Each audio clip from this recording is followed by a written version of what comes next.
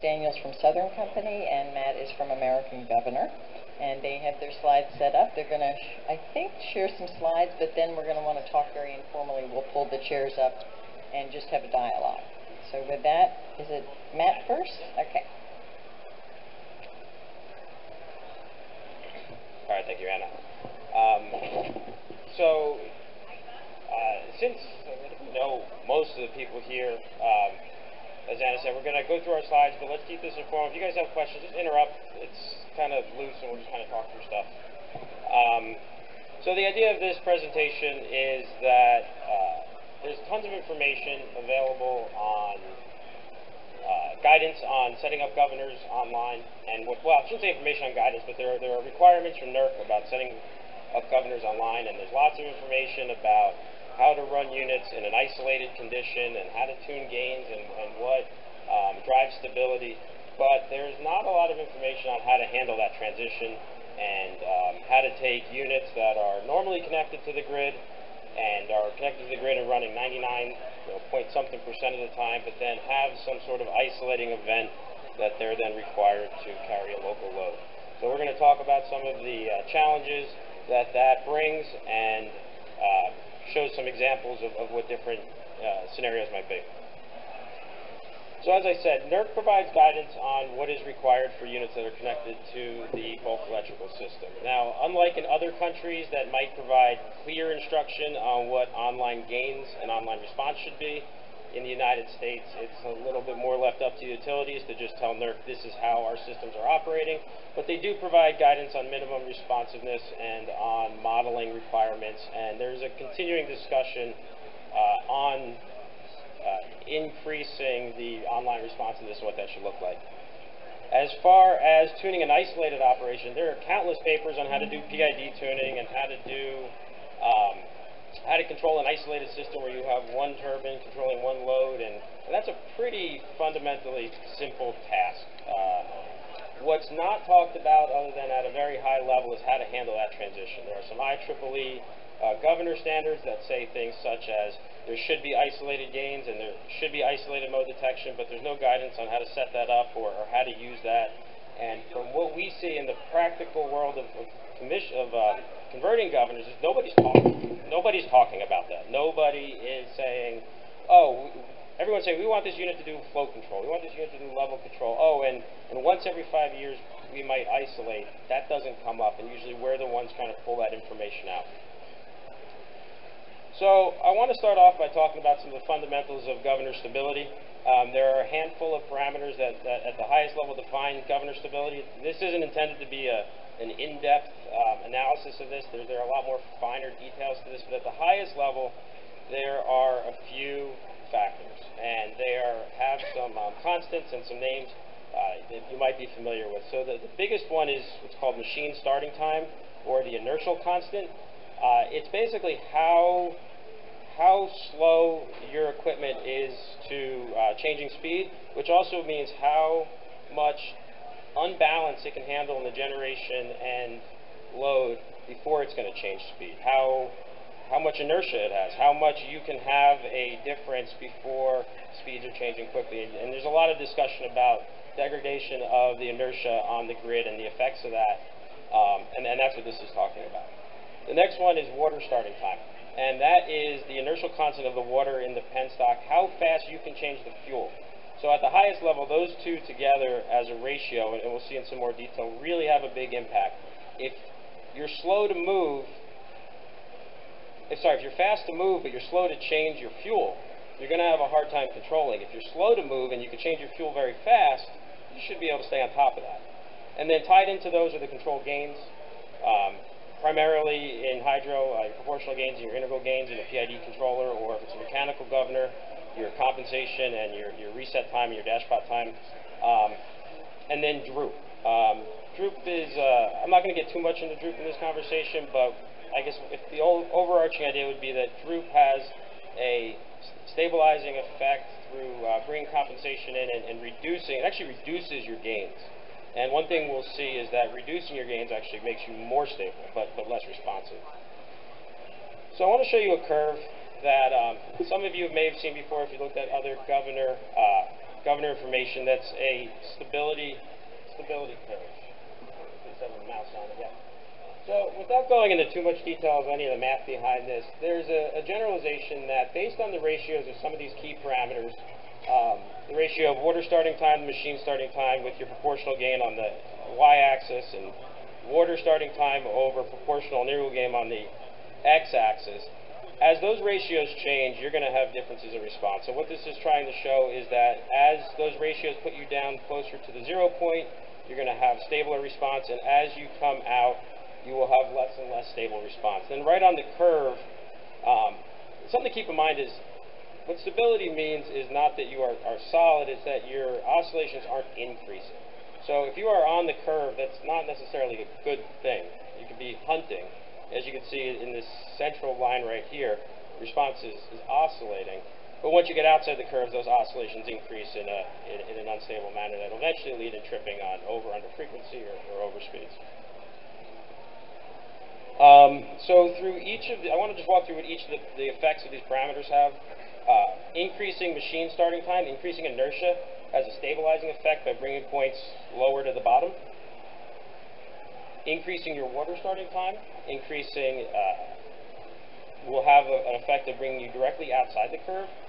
One thing I failed to mention before is water starting time is a factor of your head level and your penstock length, but most importantly of the velocity of the flow in the water. The velocity of the flow in the water is going to change with the flow, which is going to change with gate position, which is going to change with load. So an easy way to think of water starting time is it's going to change proportional to the load on the unit.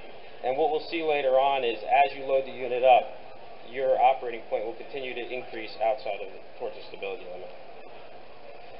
Increasing your proportional gain has a strange effect of making you more stable at first, but less stable as it continues to go up. And integral gain has a net unstabilizing effect of raising the point. It's critical for responding to a disturbance, but too much of it will make you unstable. And I think anyone here who's worked on governor tuning has seen having a dash pot needle set open too far or eye gains that are set too high and seen units hum. So next I want to talk about how units isolate. And what we've done is broken this down into looking at two different parameters and different case studies of combinations of these. And these are the type of separation, whether the separation was intentional, where an operator said, okay, we're going to isolate these loads and bring this load up, or it's unintentional. A line breaker trips and this unit just needs to carry that load now. And then the size of the load, whether the size of the load you're carrying is known or it's unknown. So we're going to look at three case studies, when you're intentionally carrying a known load, you say, we need to bring up this unit and carry 6 megawatts to carry the town. An unintentional known load where we say, we might isolate, and if we isolate, we're going to know we're going to have to carry this town. Unintentional unknown where really anything can happen, the system can isolate in some unknown configuration. And then we're not talking about intentional unknown, because that really shouldn't happen, or it really can't happen. You can't intentionally be closing in on unknown loads, or you generally should be. So, take a break for a second and talk about what a governor is going to do when it is in an isolated or islanded mode. You're going to change modes by one of two means, either by detection through some form of isolated mode detection, looking at frequency changes or over-under frequency, or it's going to be done manually by an operator, selecting an isolated mode from an HMI or possibly through a line breaker status. It's often going to result in changes in your PID gains and your droop settings to settings that are appropriate for that isolated load, hopefully. And then you're going to change control modes. Any units that are running in what's called speed regulation, or sometimes called megawatt control, or speed droop with megawatt feedback, are generally going to switch to a mode that uses valve position as feedback, because the time lags between the valve changing, the gates changing, and the megawatts has a destabilizing effect. And then finally, any sort of feed forward or fast loading functionality will generally be disabled. Those are allowed for when you're connected to an infinite bus that allow you to load up the unit quickly, but will have a destabilizing effect if you need to have the stability of bringing on load slowly. So we're going to look at a few case studies. So the first case study is an intentional known case study. So this is done with the Corps of Engineers at a plant called Hills Creek. They have two units, 18 megawatts apiece. They were trying to carry a single town of Oak Ridge, Oregon, roughly a 6 megawatt load and with 1 unit. And what I'm going to show you is that the first time they did this, they did it at 0 droop. It was unstable, and then they went back and changed some settings and were able to carry it stably. So what you can see here, and I'm going to have another shot after this is 4 megawatts here. We are looking at megawatts are in green. Sorry, megawatts are in yellow, gate position's in green, and speed is in red up here, or frequency. They closed in on a megawatt of load and brought it from 4 to 5 megawatts. You see there's a little bit of ringing, but it settles out. But then when they went from 5 megawatts to 6 megawatts, it reached a tipping point of instability and could not carry that load. So here is a shot zoomed out a little bit. You can see the same event. They closed in on 1 megawatt, 2, 3, 4, and then ultimately 6 and went unstable. They shut the unit down. They changed the droop setting from 0% to 2%, and then they were able to carry that load.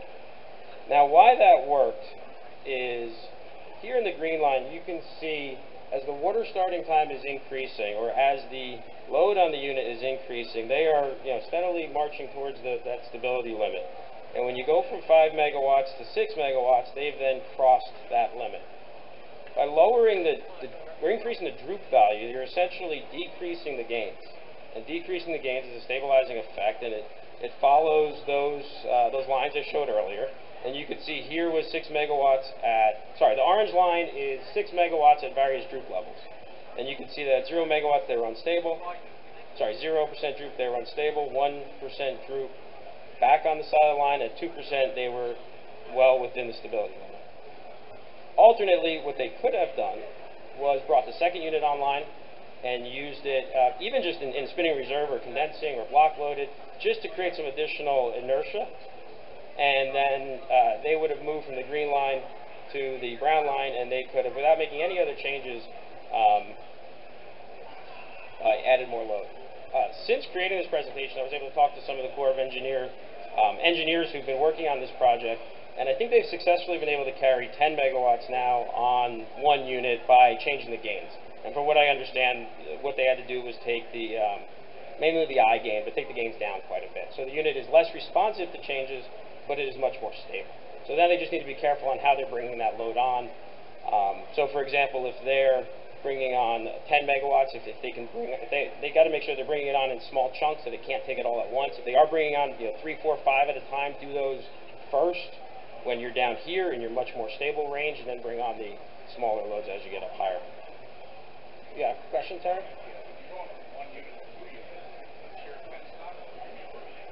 Well, and that's why I talked about some of the best benefits of block loading that other unit. I do agree that if you try to share the load with both units, they can start fighting with each other. And I think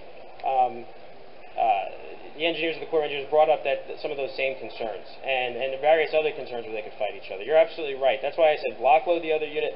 I do not generally like the idea, for the reason you said, of trying to balance the load between both units. You could also run into issues where you might now have units in a rough zone, or both of them operating in a rough zone. So, the point is, look at what you have and understand how you need to operate them. If running 2 units shared will put you in a rough zone, you can move them out of there. Or yes, yeah. That's up.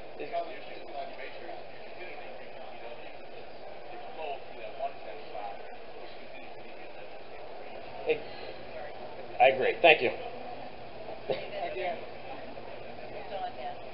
Hello? Hey. Now, my comment was, we talked about 1 unit versus 2 units. If you have 2 units operating on a shared penstock, you're effectively doubling the flow, especially in the common portion of the penstock, which is further going to increase your water starting time. If you have 2 units on separate penstocks, each one of the units is going to maintain that lower TW. You're going to have the increased TM, which is going to lead to increased stability. Yeah, I agree. Thank you. So a second case study, and this one's not as detailed, but there's some interesting things happening here. This was at a plant for PG&E, a plant called Stanislaus, and they had high likelihood of a line loss due to, I don't remember the exact details, but there was an area where due to maybe lightning at a high likelihood of line loss. So what we did is we were monitoring line breaker status, line condition status, and based on that, initiating load limiting schemes, where we would then bring the unit down and kind of prepare to go into an isolated condition. And so the point here is that if you have additional information, sometimes you can use that to monitor the condition, and even though that the isolation is not intentional, know that you're going to a known load size and get into a mode where it can handle that. So with that, I'm going to hand over to Daniel on the third case study, which is kind of the longest one, and he's going to talk a little bit about what happened at with Southern Company. So this case study, Roger was here. I was going to call on him, but this is one of his plants. Mitchell Dam is a plant in central Alabama. It's 4 units. The new powerhouse is 3 50-megawatt units, and I think the older units are around 20, about half the load, 20 to 25 megawatts. So a little information about us as far as a company. Our stance, or our transmission side stance, is we don't allow islands to form. We don't want it to happen, and we try to mitigate that from happening. Although, due to breaker misoperation, lightning strikes, different things, it can happen. So, we have to be prepared. Okay. So, just a little information on what the event was. So, generator number 1 was actually carrying the load. It was on 50. It was at efficient gate, 50 megawatts. And then we had a line fault, a line to ground fault on breaker SSB2, this line right here. And so that trips breakers 2 and 6. Alright. There was a breaker 6 tried to reclose. It's delayed, and so they didn't reclose due to a sync check supervisory. And then we essentially created the island at that point. So the island's through this line right here. And the island's 44 megawatts. So a really substantial load, especially for the size unit that we're talking. So here's just a little bit of information on the initial operation. So you can see we were up here around 50 megawatts, and the breaker, you can see the voltage spike here, so that was where the breaker opened, and you can see our speed start to increase, and then you can see us start coming down to where we were actually at about 44, 45 megawatts total load. So let's talk about what happened once we islanded. Okay. So there's a couple of different things. So the way the governor operates is it sensed that island condition. So it saw the change of speed, and it knew, okay, I'm going to lower my droop setting. And then it went to some different gains. Okay. But one of the things that happened is we did not maintain a isolated or islanded mode on the governor. And the governor was actually transitioning in and out of islanded and online mode, which caused this sawtooth that you see here. So what happens is my speed reference was set high, my gate position set point was set high, and my speed starts coming up, and then I go back into islanded mode. Alright, my droop comes down, it gives it a real swift kick, and it drives it back down. And once it gets within the dead band, it moves back out again. So this is kind of what we're talking about, how you plan, right? This was not planned. Well, it was hunting, and it was actually fairly stable. It worked, but it's not what we want. It's not optimal. So let's talk a little bit about the stability of the unit itself. So looking at our load versus the whole system, there's actually 3 motoring units, the 2 larger ones and one of the smaller ones. And so you can see we're way outside here with just 1 generating unit if we didn't have the motoring units. So you can actually take and bring that back when you add in that motoring load. Then you bring it back even more, and you bring it back any more, and it puts us inside that stability limit. If it wasn't for those motoring units, that spinning inertia, we would have never maintained this grid. Okay. So I say all that to kind of go into some different things that we're doing currently. So anybody in here familiar with MoD27? Y'all doing any testing with it? One hand back there? Okay. So we've been, MoD27 just says validate your model. It doesn't say what your model should look like. It doesn't say how the response should be. It just says validate it, right? So now there's some discussion through some NERC subcommittees, which I do not sit on, of what they want the responses to be. And one of the things they've actually requested us is a 75% of the response in 15 seconds. That's lightning fast.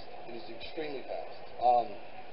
And there's considerations. Now, while you can do that online, right, we can do that, But when we transition to an isolated state where something occurs, you have to start taking that into consideration. So if you look right here, normally you'll see an integral gain of around 0.2. You know, it all depends on the unit, right? But we'll be down here, and we're within inside the stability limit, even on the higher end. But what happens when you start increasing your integral gain up to 2, which is right where you need to be to get that 75% response in 15 seconds, it puts me right outside of my stability. Okay. So what do we do then? Okay.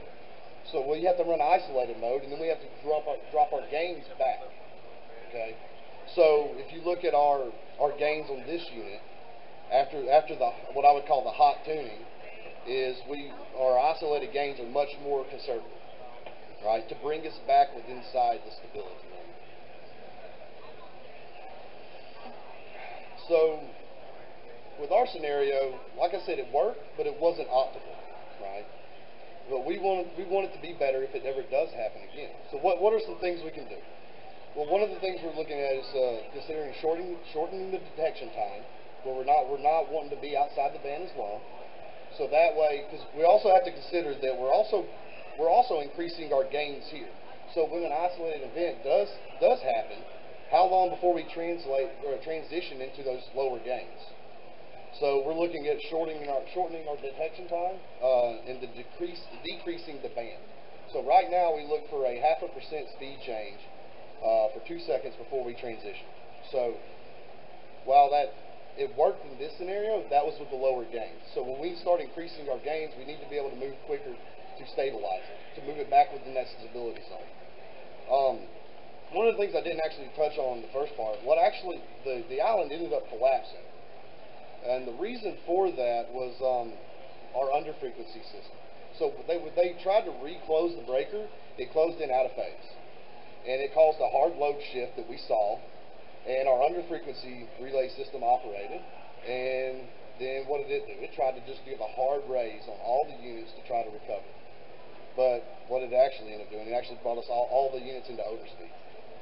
So that's one thing we're looking at doing, is actually disabling our under-frequency loading during an isolation event. But there's other considerations that need to be taken into account when doing so. And some of those considerations are false detection. If we falsely detect, we could end up over dampening our governor response. We don't run AGC. It's all dispatched from a single location. But if you do run AGC control, you could, with the higher gains, then you could end up fighting each other and result in hunting.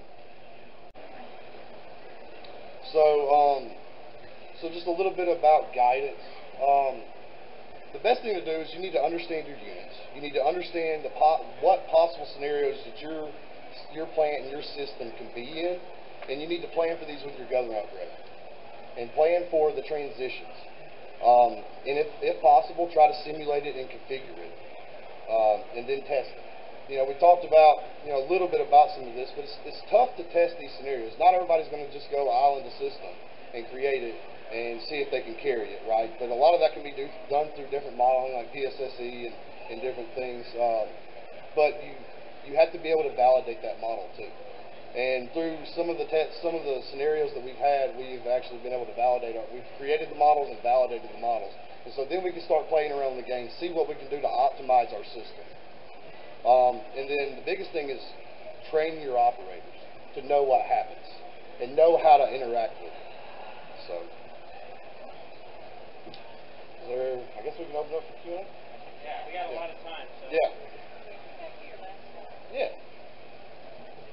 So I'll ask some questions around that, but first some questions from the audience. Oh, come on. You're not all hanging out here just because, right? Go ahead.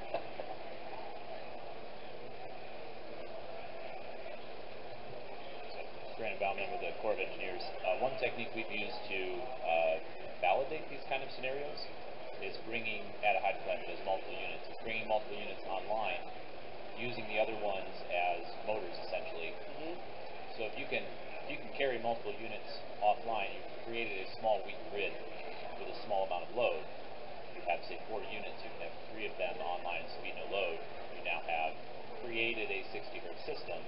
You can give it a little bit of a kick, not too hard. It'll obviously drive them all into the hole and everything will trip and you'll get a bunch of alarms. But that's one way that we found it was helpful to help validate that after we did the studies and see that what we were doing was actually somewhat valid, right? It's the best you can get in terms of a weak system that you had control over and wasn't going to make anyone mad when their toaster blew up or whatever. So essentially creating an island with your plant. Yes. How much load were you able to generate? Depends on the generators. Bigger generator, bigger load. Yeah. Yeah.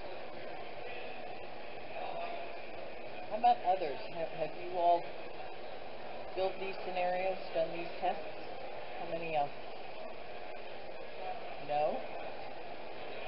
Smile? Even Alabama Power, you're part of the Southern Company, surely you have, eh? Well, this was their plant. This Yeah. was Alabama's plant. Okay. I think most of the people here are actually very familiar. Yeah. With the case. Okay.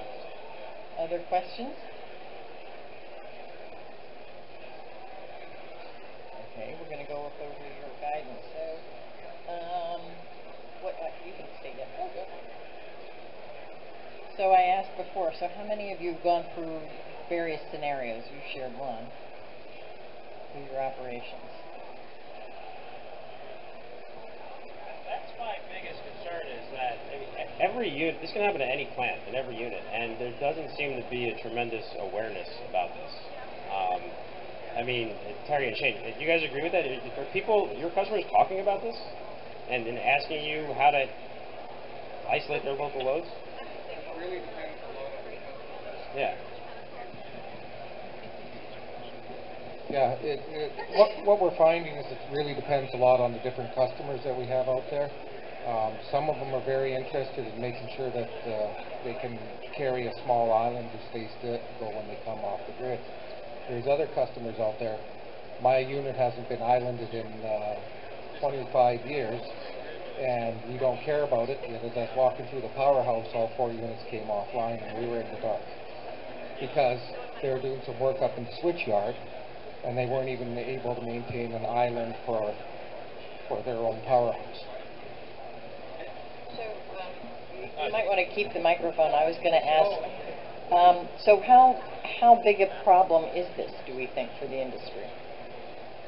I think. Go ahead. What I see with some of these Newtonian guidelines coming out right now, we're about 46 seconds for 75% recovery. But when you're seeing 15 seconds for 75% recovery, what you're doing is while you've got the big inertia of the bulk electric system that's an infinite bus, you're good. Right. As soon as you come off that, the next blackout's going to be even bigger. Yeah, that's exactly right. And one of the things that concerns me quite a bit is if we ever had to do any sort of real sizable grid restoration, that the equipment and the operating teams are set up to do that they're going to know how to bring these islands back together. I mean, they recover from blackouts generally by taking, the whole grid doesn't come out. So if there really was a larger scenario where large amounts of grid had to be restored, I really question whether they know how to do that, and the equipment's set up to do that. So I think I'm hearing it's a big problem, but the industry hasn't necessarily completely digested it yet? I don't know. Brandon, what do you think?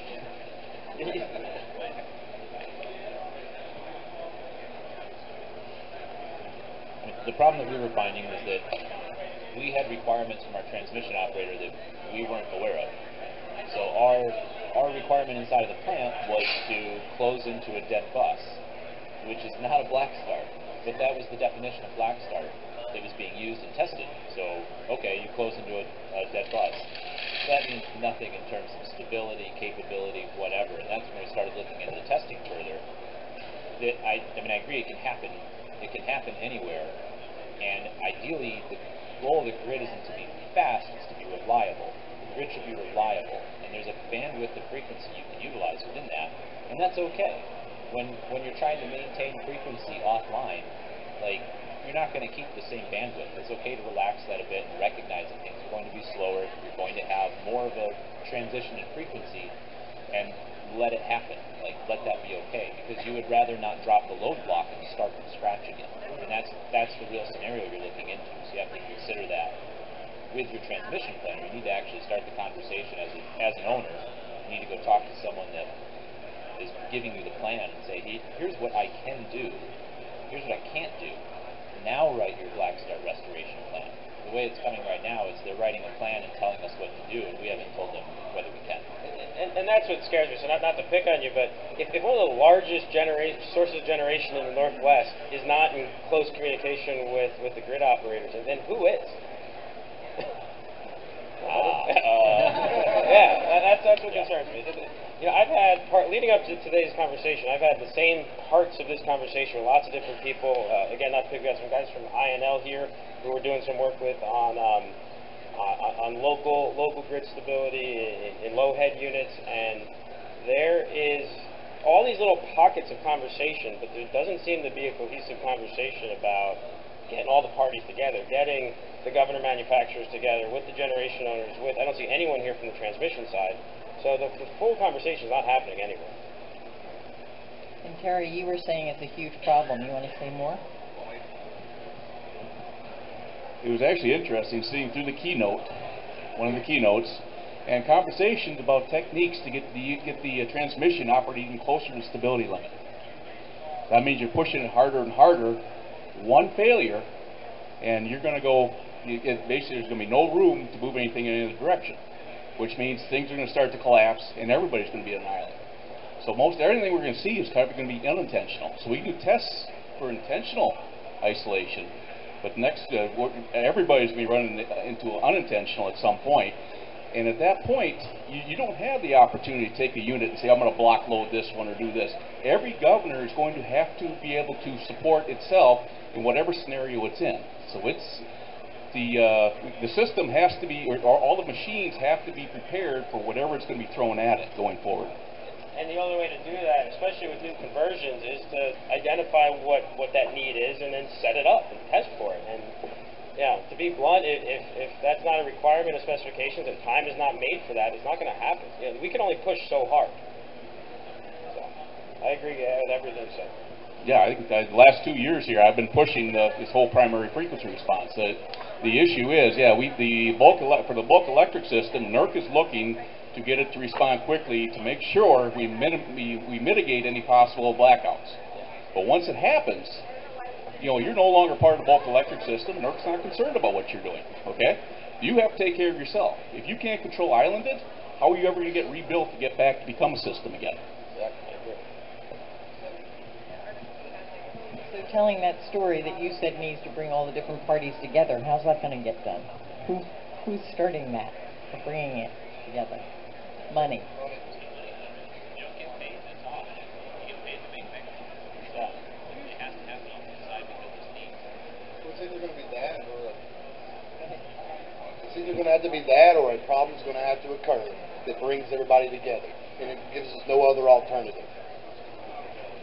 I mean, the problem is who says, how do we know that 75% in 15, why do they say 75% in 15 seconds? That seems really excessive on my end. But I mean, all I can do is implement, right? And I can argue with it all I want, but either way, my hands are tied, right? Now, Texas does it a little bit differently in the ERCOT region. They're a lot more dampened than this. They're not near as fast. Yeah, they're following the BAL 001. Yeah, ERCOT's in BAL 001, which is 75% in 46 to 60 seconds. Yeah, somewhere in that range. Which is intergain about 0.5, which is it might be okay for some units. A lot of units are going to be unstable, but it's still not pushing as hard. It depends on where you are in your load too, right? Yeah. I mean, because as I decrease my load, I can, even with the higher integral gain, I can still come back within my stability limit. Yeah. But where do we run most of our units? We normally run them at their most efficient position, which is higher in the load range. Or that's how Southern Company operates to this point. So with us increasing our gains, if something does happen, if we do not make a change or sense the detection quickly, we are destable. We are unstable. So to answer your question of how does this conversation start, I mean, I don't see any way how it can start other than coming from NERC. And I know they're trying. I mean, there's various model validation work groups and stability work groups, but I It's all staffed by people from the industry who are busy, who aren't getting paid to go to these events and these conversations, and I mean they're happening, but just glacially.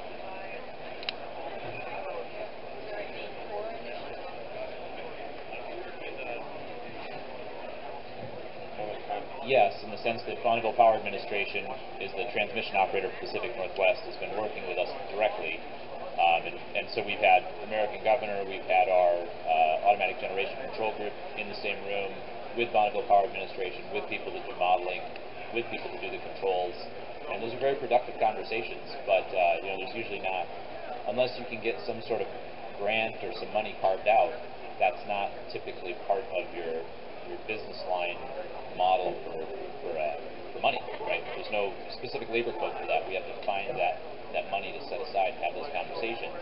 They've been extremely productive when we've had them. We've made massive changes. All the stuff you mentioned with Hills Creek, we were able to study in depth. We'll put together a more in-depth paper on that probably next year on what we did, because that plant actually successfully carried the town for about a week this last year in an isolated condition based on studies and testing. So that's work. I mean, you guys put time into that, though. You didn't just, you know, how much more time after the governor was commissioned did you guys spend to get set up for that? A year. Yeah, it was about a year.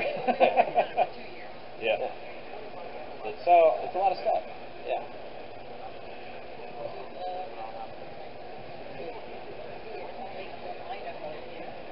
You've been taking notes. Did you want to share? I think you mentioned earlier that INL has done some things you want to share.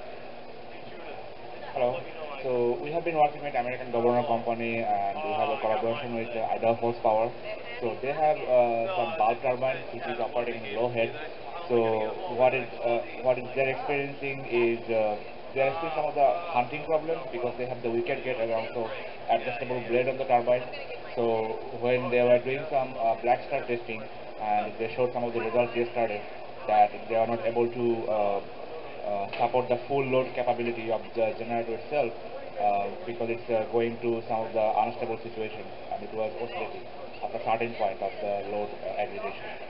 So at this moment we are trying to resolve that issue, because as we have found, there are lots of IEEE papers about understanding the interrelated dynamics for the water flow through the wicket gate and the adjustable blade, but it's not like there is no solid solution at this moment. So that's what we're trying to figure out. And I should say, I really like this figure. So we may have to come up with something like this, like a contour plot for the stability region when we have this kind of situation. So thank you. So, and just to add on to that, was kind of outside the scope of this conversation, but most of what we've been talking about really applies to more typical units, Francis units, and impulse units to a lesser extent. But Kaplan units have their own issues with blades and lagging blade response and the unstabilizing effect that occurs. So one of the other things we're looking at is there's not a lot on the topic, but there's a little bit out there on alternate control schemes outside of just standard. The governor operates the gates and the blades follow. And through doing some, really just starting from scratch and looking at it from a different perspective of what can we do to maximize flow control, frequency control, not just efficiency, maybe we can change that scheme a bit and get better, optimize it for a different outcome. So it's very early on in the process, but we'll see what comes of that. So let me pose to those of you who've been actively talking, including two panelists, if you could do two things to solve this problem, what would they be? It sounded like one was NERC. Yeah, I guess, yeah. And others of you are thinking that too. I would say get everybody in the room and get them talking. And we can, with NERC and with, the government manufacturers and with the generators, the generation guys and also the transmission, and put our heads together. And then I really think we could solve this and we can be prepared. That's a really good question. I would add, out of the same first point, the second one would be training for the people who are responsible. When things have to be restored, there's going to be certain people who are responsible for restoring it. And as an equipment provider, I hear a lot of mostly understanding how things work, but I can't say that I hear people completely understanding how things work. And I think through better training, yeah, like a lot of what's going on with INL, I think a lot of it is just training and better configuration of the system. It's not going to require major changes to control schemes or major changes to anything. The tools are there; they just need to be set up right. So it's sort of in the moment. Do the people know what to do and do it well? I think that's a big part of it. Yeah. You're The one problem that we're going to continually keep running into, though, or at the end of the day, it's all about money. And, you know, I've sit on a few WEP committees and whatnot, and every time we're trying to make some changes or impose some new criteria, there's always big pushback from a lot of the smaller, more private operators say, no, I'm not going to spend any money, and why do I need to do this? I'm just producing power. So that's a huge part of it. Well, that's where NERC comes in and forces it. They need to force their conviction through money. They either need to be paid to participate or penalized for not. But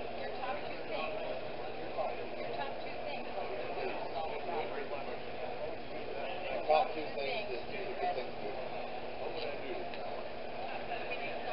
Top two things. I think training, once again, training I think is high on the list. People have to understand that this is a risk. And I'm afraid that the next time we're going to see it is going to be the next major blackout. That's what I'm afraid of right now. I haven't spent a lot of time working on projects up in Alaska and worked with island systems and understanding how these work. And you get down into the mainland down here, people they have no concept of what it takes to make a governor work. We were doing a post-mortem on a separation on a plant. About 2 days later, the engineer called me up and he sent me the trend. We walked through it step by step. We described every step of what happened. And after we went through it, this is all stuff I had presented in my training, explaining things that were supposed to be done. And because it was the heat of the moment, things were not done according to that process. So because it's something you experience once every 3-4 years, you know, it's not sitting on, you know, it's not something that they practice all the time. They don't remember when the time comes. So are these things that the governors are going to have to try to handle automatically? That's kind of what I'm beginning to think, is maybe the governors have to start figuring these things out internally and be able to help the operator to make easier decisions. They don't have to think about so many things. Because when the system becomes an island, a lot of things are changing very rapidly. They're dealing with not just frequency, they got voltage, they got all kinds of other things that they're going to be running around trying to deal with. So how do we make it simpler for them so they don't have to, one less thing they have to worry about? I'd say number one is a generator owner, you have to define your requirements. You can't expect an LNS or a AGC to tell you what your requirements are. You need to know your requirements going into it. So owners need to work with all the interested parties, define those requirements, set up what needs to be done, and then for me, secondly, is defining as an operator a philosophy. So as more of a knuckle dragger in my approach to this stuff, I prefer things to be slower and more stable rather than relying on control systems to save me from myself or the world. So I would rather tune things such that an operator can walk over and it's going to be as dead stable as possible rather than trying to chase an incremental gain. So, but that's a company philosophy, right? That's an owner philosophy. You have to decide, and that's part of that defining your requirements.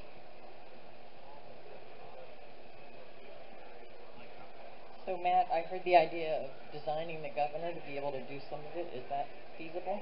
Did I hear that right? Tim? Yeah, I mean, within, it's a PLC. You can program it to do anything if you can figure out what you want it to do. I think the harder challenge is defining what you want it to do. But yeah, I mean, you can absolutely program the governor to detect isolation and go in a certain control mode, as long as it's coordinated with every other system. Maybe that's the third idea.